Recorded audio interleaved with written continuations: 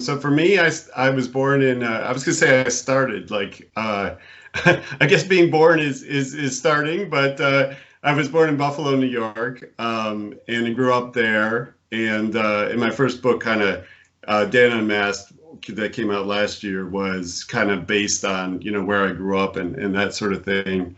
The one I'm going to talk about more tonight, probably Last Super Chef's a little bit different. But anyway, grew up in Buffalo.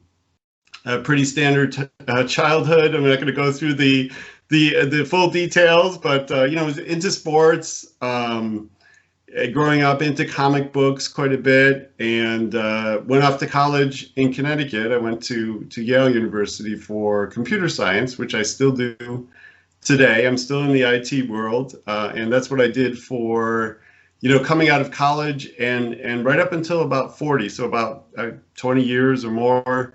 Was you know, in the IT life. I actually started my own business where I was a contractor, kind of consultant type person, kind of a one-man show for a while. That was after several years of working for other companies. But around 40, I guess I started to really think about the dream I had always had since childhood, really, to get into writing.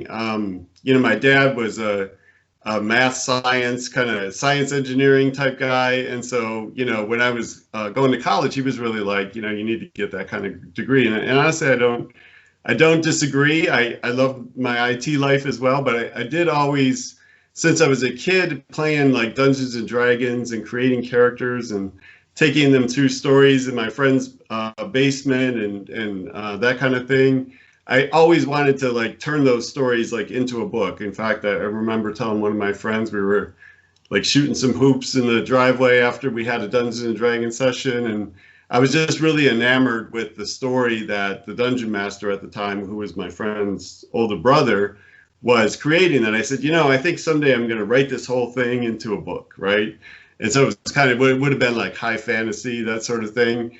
I never did that because I just never, by the time I decided to write, I wasn't, you know, really a fantasy writer anymore, at least in my mind.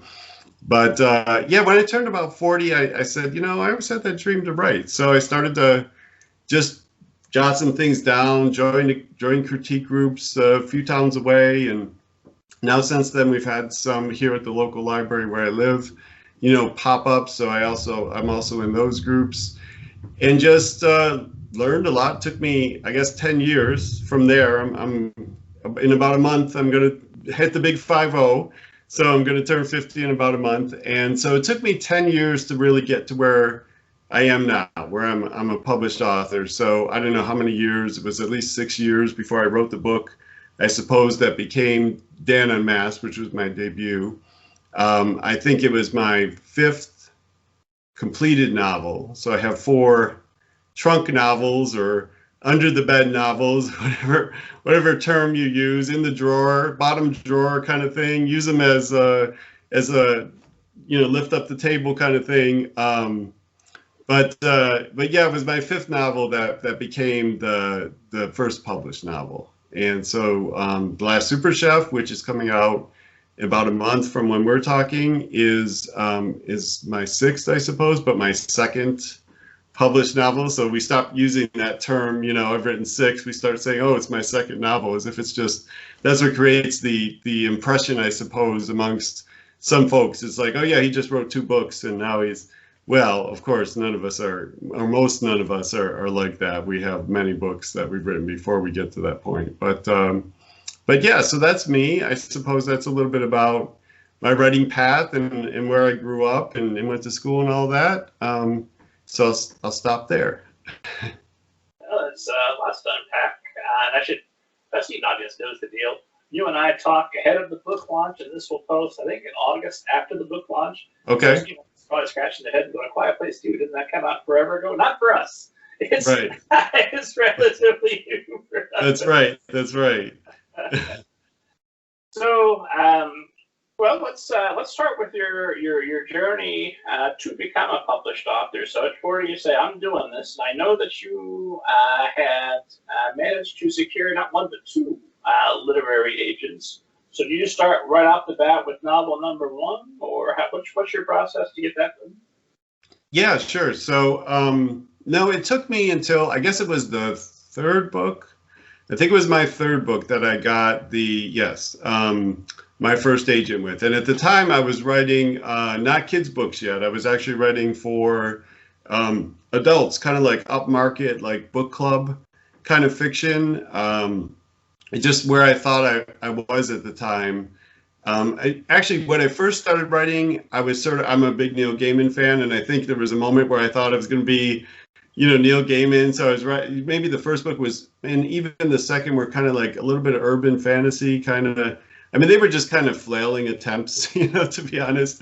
But the third book was this, I had switched to this upmarket genre, and I had gone to, we have a great conference here in Atlanta that actually one of my friends from the Atlanta Writers Club helps to run, and he invites agents and editors to come down to Atlanta, and you get a chance to pitch them and get critiques from them and so forth.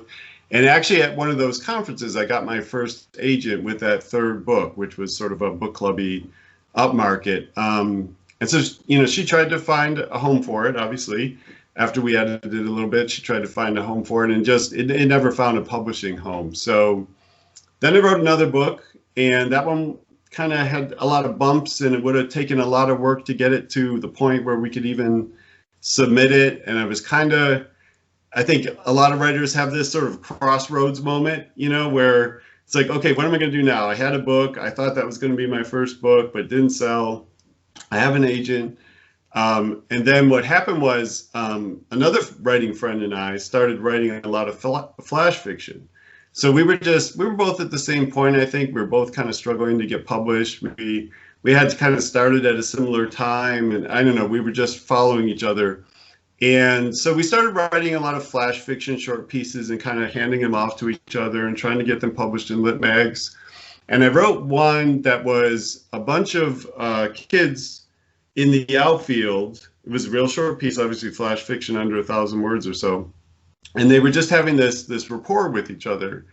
And it was kind of about, growing up, being on the baseball team myself, but being in Buffalo, when we would start playing in the spring, it's quite different than what I see down here in Atlanta and Florida and Texas now that I'm more aware, where kids play almost year round. We would start to play in the spring, but there would still be big ice chunks in the outfield from the snow that hadn't melted yet, and we'd kick at them. And so I just wrote a piece like that was sort of evocative of that. And what the kids were saying to each other was, don't you wish we could play where they play all year round and all this stuff? And then they started really thinking about it and thinking, well, then we'd have to leave each other, And so it was kind of a friendship story. It was like, oh, we wouldn't want to do that.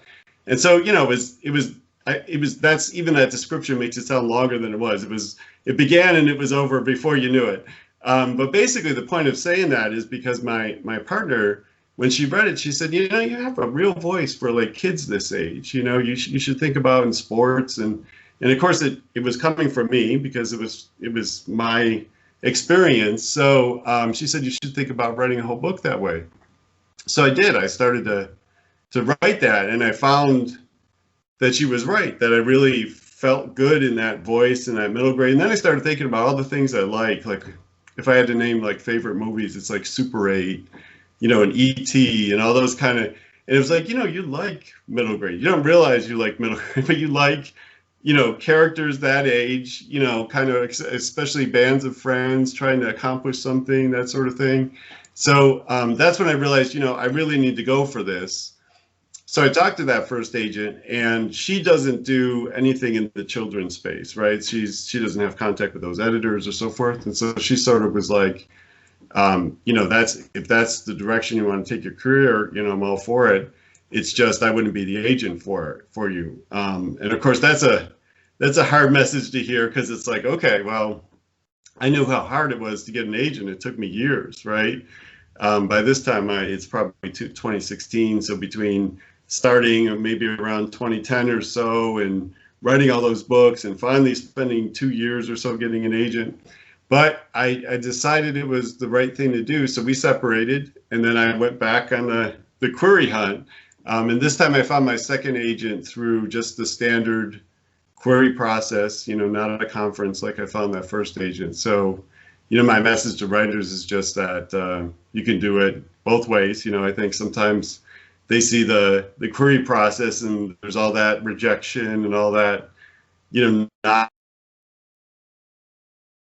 kind of that same thing. And I had been coming from having an agent, but eventually you can do it. So, and I did. So now I'm with that agent, and of course the rest is history, as they say. The first book that I wrote, that was the book that became Dan Unmasked. It had a lot of ups and downs to get there, but eventually it did get there, and that was my debut. And then The Last Super Chef would be my second middle grade. So basically, I think she was right, because I didn't have to write so many novels and put them in the drawer once I got into the right genre. And so that's another thing I always say to writers is, the genre that's perfect for you may not be the genre that you start out thinking is going to be the one for you. You have to sort of, they say find your voice, which is kind of this mystical thing, I suppose, but you do have to kind of follow what resonates, the different stuff that you write, which of it resonates with readers and critique group partners and all that kind of thing, and what you expect. So yeah, that's the story of my agents.